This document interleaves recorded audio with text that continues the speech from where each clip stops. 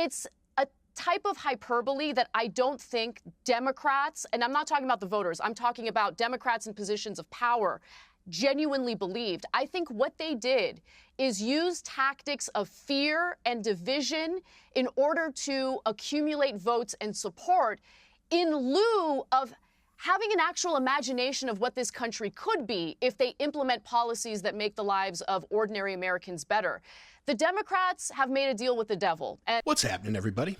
Ana Kasparian of the Young Turks recently sat down for a one-on-one interview with Piers Morgan on his show, Piers Morgan Uncensored. Ana Kasparian spoke at length about the reasons and events that have caused her to leave the left. Ana Kasparian also scathingly criticized the Democrat Party for, among other things, using fear and division to garner votes. With that, let's watch Ana Kasparian literally, not figuratively, destroy the Democrat Party. Let's go. Playing that card. Well, I admire it. I admire it. Listen, to be serious, you've made a bit of news recently. We've got a little shot to start with of your reaction to when Trump won in 2016. I have no respect for women who voted for Trump, okay? Yeah, me too. I think so poorly of them, and the reason why is because, look, I don't think that you're a single issue voter. I just think you're dumb. Okay, I think you're fucking dumb.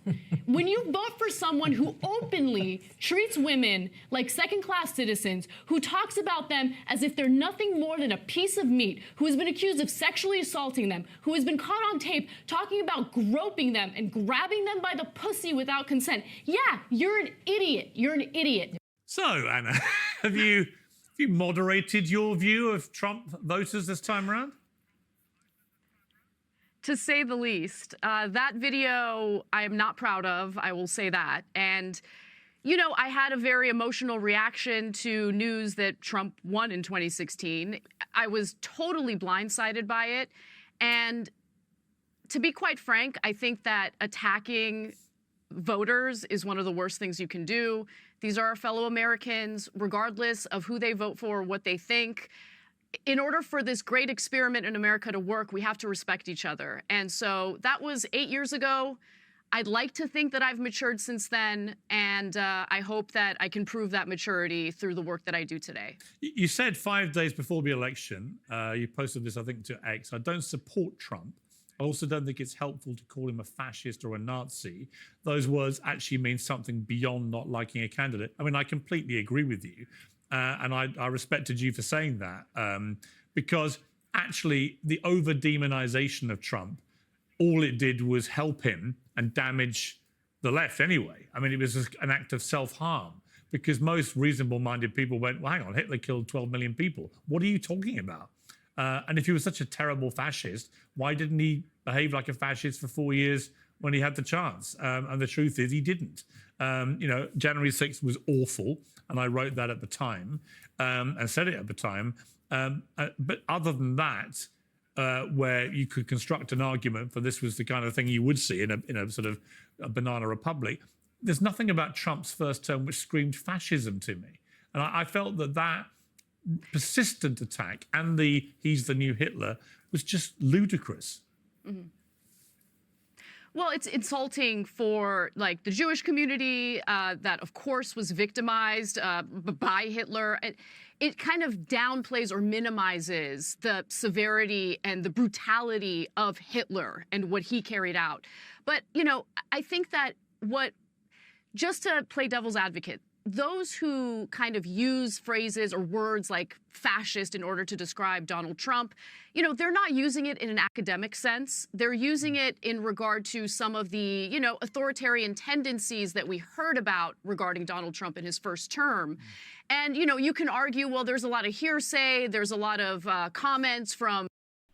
So I tried to leave a little bit of Piers' intro to Ana in the video before he got to questions, because I don't know if you caught it or not, but we caught the end of his intro, but it was relatively long. They had some funny banter back and forth, and she just had a huge smile on her face the whole time. And if you look at the thumbnail I created for this video, look at the smile on her face. That smile set the tone for the entire interview. She seems genuinely happy to be there, believe it or not, even playful. And I'm not exaggerating when I say, after seeing her demeanor through this interview, it literally looks to me like she had a giant boulder lifted off of her shoulders for the first time in a long time.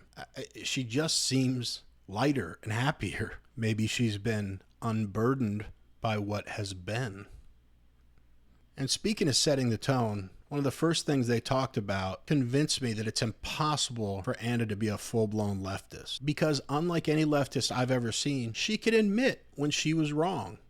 She says she was embarrassed about the way she reacted to Trump and that she was kind of in an echo chamber. And that echo chamber only allowed her to hear what people who hated Trump thought about him. And they were just opinions. Another sign that she's not a leftist, she says we shouldn't attack voters. If you need any evidence that that's a leftist trait, go watch any mainstream media program for a week straight after the election. All they were doing was blaming groups of voters. No one blamed Kamala. No one blamed anybody else. And no one definitely took accountability themselves. So when she says, don't attack voters, those are your fellow Americans, those sound to me like more conservative values. I couldn't have said it better myself. So I just want to say for the record, I think we could all take a page from her book. And let me be clear, as I always have to be with this. I know that Ana Kasparian and myself are miles apart ideologically and will always be. But the fact that she's at least has an open mind to hear the other side and realize, wow, I've kind of been lied to about this group of people and about Donald Trump. That's a characteristic, despite the fact that all I do on here is bust balls of liberals and leftists and whack jobs. I am always willing to learn. If you make a good argument, I'm willing to change my mind. So I just think Anna's setting a great example. Anyway, let's get back to the video. Disgruntled former administration officials who claim that Trump said these things behind closed doors. If you want to make that argument, that's fine. But even if, let's give those individuals the benefit of the doubt and just assume that Trump did in fact say those things during closed door meetings, it still doesn't rise to the actual definition of a fascist, right? I mean, where are the brown shirts? You know, where is the militarized citizenry that's going to carry out, Trump's dirty deeds? It's a type of hyperbole that I don't think Democrats, and I'm not talking about the voters, I'm talking about Democrats in positions of power, genuinely believed. I think what they did is use tactics of fear and division in order to accumulate votes and support in lieu of having an actual imagination of what this country could be if they implement policies that make the lives of ordinary Americans better. The Democrats have made a deal with the devil, and the devil is their corporate donors.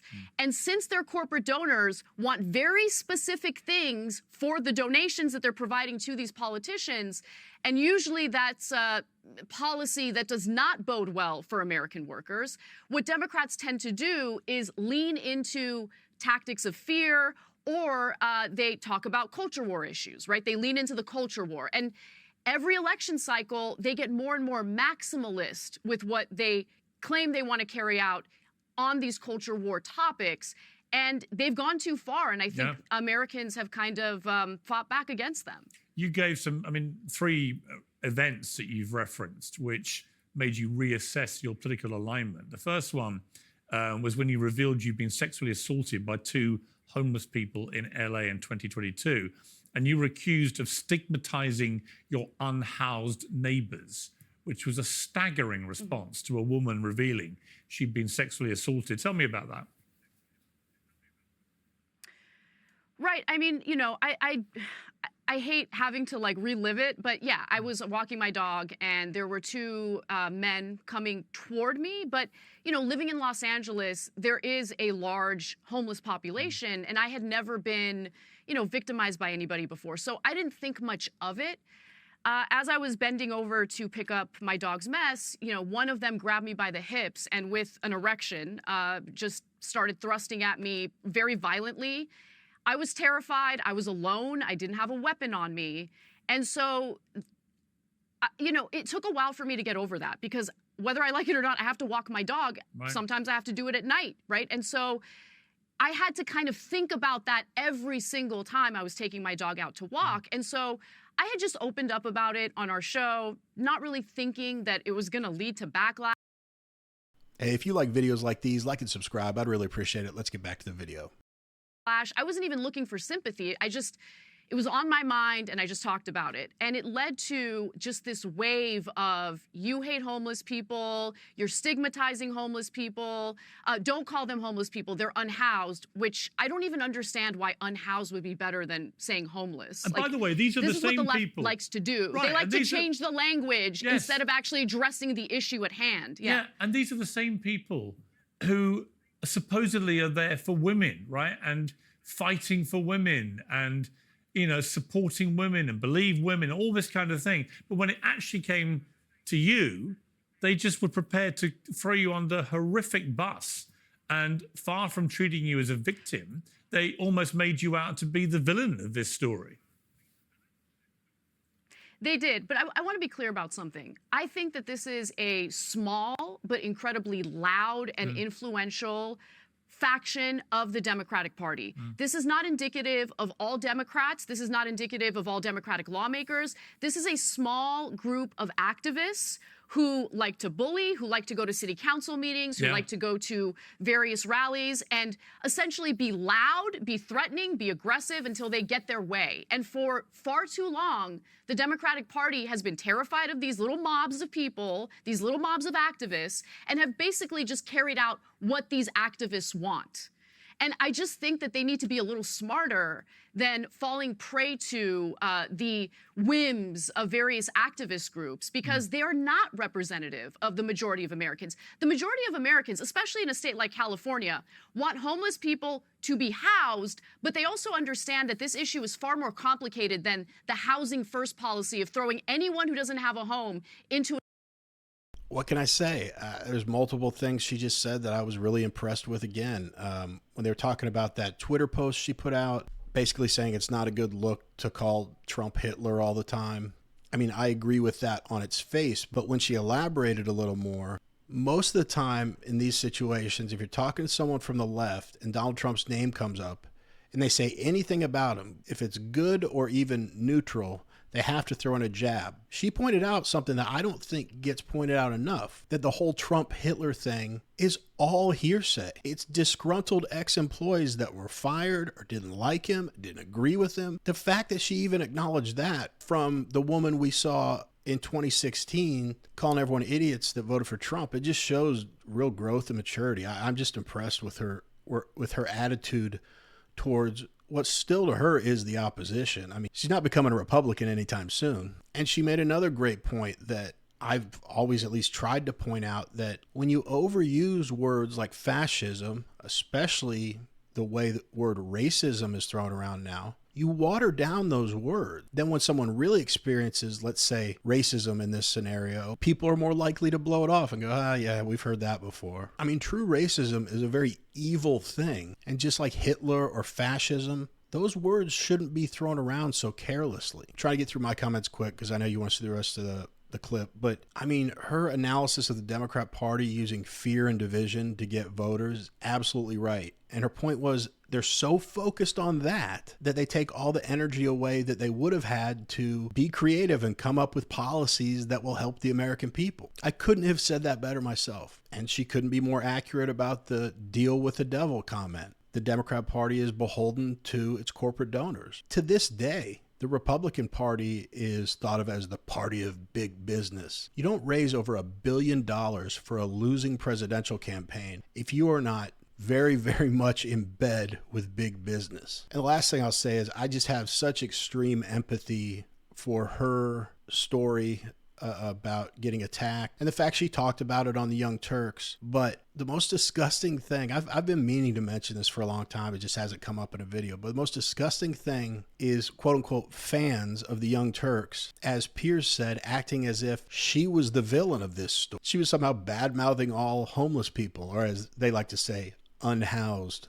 I mean, oh God, and that was such a great point too. Don't the Democrats do that all the time? They don't solve any problems. They just change the names for them and then get offended if you don't use the new names they've made up. Let's get back to the video. An apartment, right? Because the fact of the matter is we have severe mental health issues out on our streets right now, people who are struggling with severe drug addiction. Some of these people actually do have families to go to or homes to go to. They need a different type of service. They need rehabilitation, not harm reduction, where we're just passing out needles and crack pipes thinking that it's going to solve the problem. It has not solved the problem. It has made the lives of these individuals struggling on the streets far worse, and it has also made the lives of hardworking, tax-paying Americans in states like California a lot worse. Yeah. When I look at my life right now and I ask myself, which political party has made my life worse? It's not the Republican Party. Locally speaking, the Democrats have complete control and they have nearly destroyed my family's livelihood. Okay, we are living in trash and squalor everywhere. And unless the Democratic Party actually acknowledge these issues and solve these issues, rather than stealing our taxpayer money and funneling it to their nonprofit friends, they keep doing this, they're going to keep losing. And I'm going to keep speaking out against them. I don't care how much they hate Trump. I don't care how naughty the Republicans are being. Right now, the people having a negative impact on my life is the Democratic Party, and they need to change their ways. When we say we want to change the status quo, it doesn't mean we want to live in anarchy. It doesn't mean that we want to have $24 billion of our taxpayer money in California stolen by these nonprofits. It means that we want working people to be rewarded for their hard work. We want affordable housing. We want better working conditions, higher wages, better health care. These are things that Democrats used to purport to want to do. They don't do any of it anymore. And so I'm done with them until they change their ways. Yeah, I completely understand it. You also got blowback when you posted, "I'm a woman. Please don't ever refer to me as a person with a uterus or a person who menstruates." How do people not realize how degrading this is? You can support the transgender community without doing this shit. And just to add on to what Anna said about California, I lived there for off and on for, I don't know, 10 years or so. I lived in LA, San Diego, San Francisco. San Diego, by the way, is the only one I'd recommend. What I would say specifically about San Francisco, but it applies to all of California really, is that they took one of the arguably most aesthetically beautiful cities in maybe the world, like from a 10,000 foot view, talking about San Francisco, and they turned it into a complete hole. If you haven't spent any time there, I'm not using any hyperbole when I say, if you're in San Francisco and you're driving down the street and you're at a stoplight and you turn your head to the right, and there's someone taking a dump on the sidewalk, you won't bat an eye because you've seen it already 3 times that week. It's that ridiculous. I used to wear flip-flops everywhere I go. When I lived there, I was wearing boots everywhere because there are needles all over the ground. I pray that they can turn around cities like San Francisco and Los Angeles sometime, because to me, they were once great cities, and I loved the time that I spent there, but I would never move back. And what I just described is one small part of the reason I wouldn't move back. I won't get into all the other reasons, but you can probably guess. Anyway, I'm curious to see what you all think. Am I heaping too much praise on Anna, or do you agree with me that her willingness to see things from different perspectives and grow and learn and change are good examples for all of us? Anyway, that's it for this video. Now, if you like watching leftists that are the complete opposite of Anna and are psychopaths babbling about nonsense, then click on one of the 2 videos that just popped up on your screen. Otherwise, as always, I really, really appreciate you watching. The end.